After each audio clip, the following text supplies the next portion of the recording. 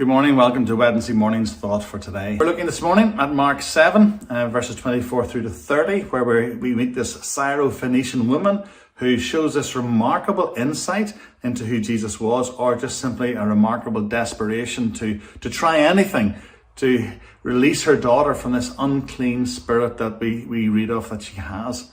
There's this sense within this reading this morning that when we look at it, there's this woman who comes to Jesus and there's no reason to think that she's being rude or nasty or anyway discourteous, because Jesus replies to her in a way which we feel sounds a wee bit harsh. It doesn't sit well with us. We don't necessarily like what Jesus is saying because, well, mainly because we're reading it in the English. And there's a sense as we read it in English that Jesus is basically calling this woman a dog. And that's a very blunt way of putting it. It's a horrible way of putting it. But when you read the passage, you'll understand what I'm saying. Maybe you haven't heard this yet. Maybe you didn't hear the sermon a couple of weeks ago. But we read in verse 26 of Mark chapter 4, "Now this woman was a Gentile, a Syro-Phoenician by birth, and she begged him to cast the demon out of her daughter. And he said to her, 'Let the children be fed first, for it's not right to take the children's bread and throw it to the dogs.' But she answered him, 'Yes, Lord, yet even the dogs under the table eat the children's crumbs.'" Now, that's a remarkable passage. Jesus is painting this picture of basically a normal household where there's maybe a family eating around a table, or this idea of children being fed at a table, and there's maybe a dog is in the house as well. And if any of you have dogs, you know very often that they do lie under tables.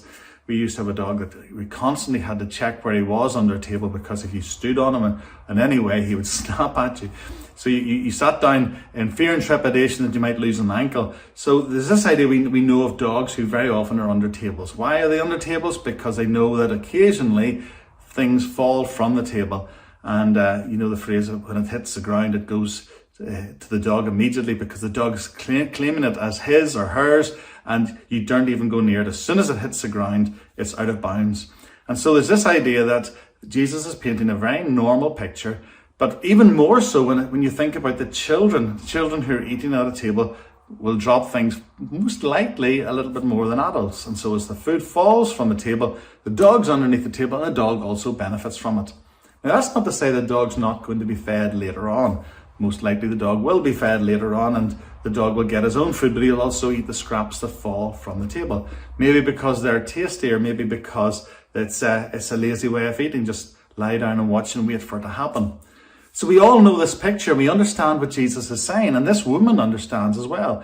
But Jesus is paralleling this. He's saying, look, I've come as the Messiah, which you've obviously recognized me as, to the Jewish people. And you need to know that the Messiah comes to the Jewish people.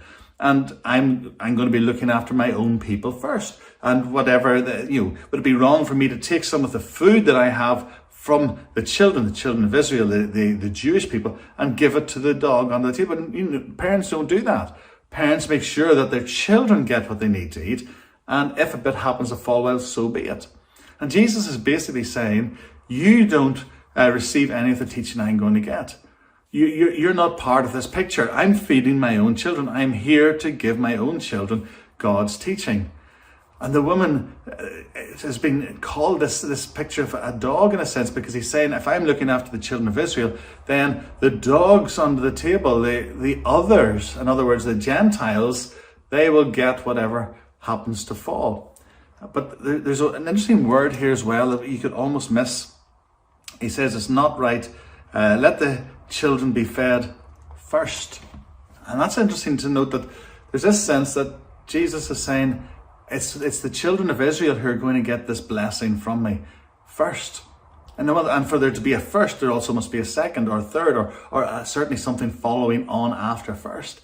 And so there's this idea that the Gentiles were going to receive Jesus. And we know that the Gentiles did receive Jesus. We know that how after the day of Pentecost, the doors opened basically, and the disciples were dispersed, and they went into the world basically, and many, many occasions spoke to Gentiles. Gentiles came to faith, and we today are in a sense a product of that.